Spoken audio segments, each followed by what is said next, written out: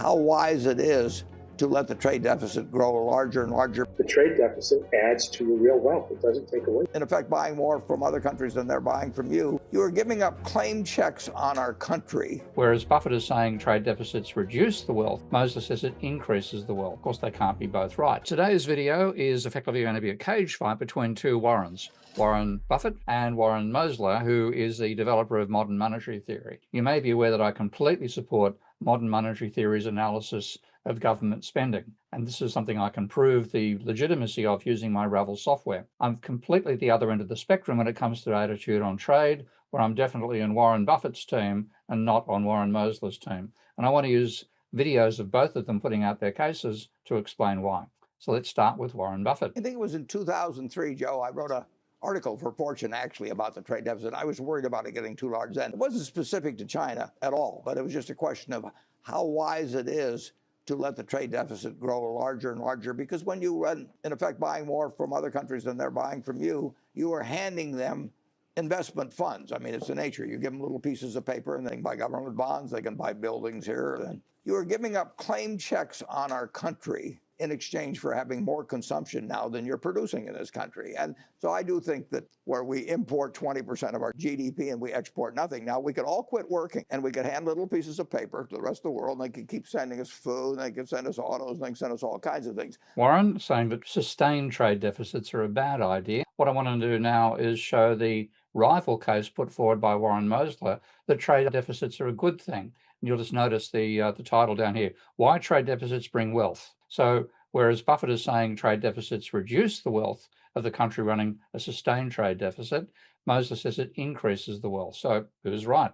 Let's have a listen to how Warren puts his case. The trade deficit adds to your real wealth. It doesn't take away. So your real wealth is a pile of stuff. But everything you produce domestically is your pile of stuff that's yours as a nation to consume. And the more people you have working, the more goods and services you have. So you're wealthier as a nation. Mosler is defining wealth as a pile of stuff, the goods you currently own. If you import more than you export, you increase the pile of stuff. And this is him saying precisely that. In addition to that, anything you import makes your pile bigger. And anything you export makes your pile smaller. Imports increase your pile of stuff. Exports reduce your pile of stuff. Therefore, a trade deficit is a good idea. We're losing jobs because all that stuff's going overseas. The government has been handing out stimulus checks and tax breaks and everything else, increased the deficit by $5 trillion. That sustained everybody's purchasing power. So nobody lost any jobs. So this is the argument fundamentally that trade deficits and government deficits are fungible. A trade deficit reduces the amount of money in your economy because you're buying imports. A government deficit increases the amount of money in your country because government deficits create fiat money. And that's 100% correct. That the initial mechanics of creating fiat-backed money is for the government to spend more than it gets back in taxation, which means it puts more money in people's bank accounts than it takes out. That's how it creates money. That's the initial start of it anyway.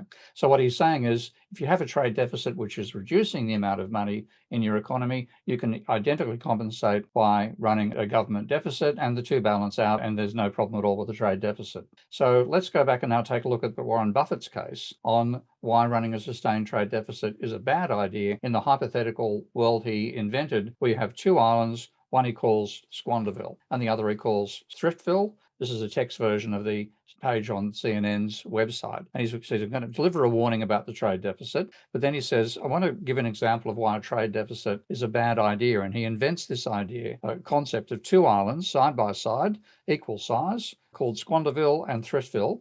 And land is the only capital asset, so you can't create land. There's no investment to worry about here. It's just ownership that matters. And he says both communities just need food. They only produce food. And if each individual in each country works for 8 hours a day, then each individual can produce enough food to sustain themselves and society goes on. But then eventually, Thriftville decides to do some serious saving and investing. They start working 16 hours a day and they produce enough for themselves in 8 hours, and they export the remainder in 8 hours and the remaining 8 hours. And that means, of course, that Squanderville is being sent as much food by Thriftville as it used to produce on its own. And and the citizens are ecstatic about this because it means they don't have to work anymore. All they have to do is exchange squander bonds. So both countries produce government bonds. These government bonds can be bought by citizens of either country if they have squander bucks. And the trade deficit means that a thriftful is accumulating squander bucks. So they start buying the bonds and everything's going along nice and swimmingly, but ultimately the thrifts get worried about, are these bonds always going to be worth something? So the thrift exchange strategy, they continue to hold bonds, they sell most of them for squander bucks, and they use the proceeds to buy Squanderville land. And eventually, the thrifts owned all of Squanderville. And then this is the punchline that Buffett is working up to. At this point, the squanders are forced to deal with an ugly equation. They must now not only return to working 8 hours a day in order to eat, but they must also work additional hours to service their debt and pay Thriftville rent on the land they so imprudently sold. In effect, Squanderville has been colonized by purchase rather than conquest. What Buffett is doing here is looking at the flip side of, if you run a trade deficit, capital account balances that. And if you're buying bonds, that's fine. But if you use in terms of no effective damage to the economy of the country that's buying them, but if you use bonds to get the currency of that currency and buy its assets, then those assets get to be owned by the exporting country, not by the country doing the importing. And that means that the profits and the capacity to reinvest and so on gets transferred to the exporting country from the importing country. So we're seeing, I think, a similar fallacy of believing that you should always try to maximize imports and minimize exports because you're therefore getting free goods from the rest of the world in just an exchange for your piece of paper. You can also reinvest those export surpluses, and that is what enables those countries to grow more rapidly. So let's just take a look at Buffett actually discussing those sorts of ideas. And then the second question about the trade deficit, that's a very interesting thing, because when you run a trade deficit, what you are doing is you're trading assets of one sort or of another for goods beyond what you're sending abroad. So in effect, you are selling off a tiny bit of the farm so that the country can consume more than it's producing. If you run a net trade deficit, the country in aggregate is consuming more than it's producing. And if you're a very rich country, you can't even see it, because if you run a trade deficit of a few $100 billion, compared to an economy that may be worth, 40 trillion or something like that, you don't see it. Completely agree with Warren Buffett here. I think this whole idea about exports are a cost and imports are a benefit is, again, a very static moment in time way of thinking, which is then believed to be the way that you should actually develop over time.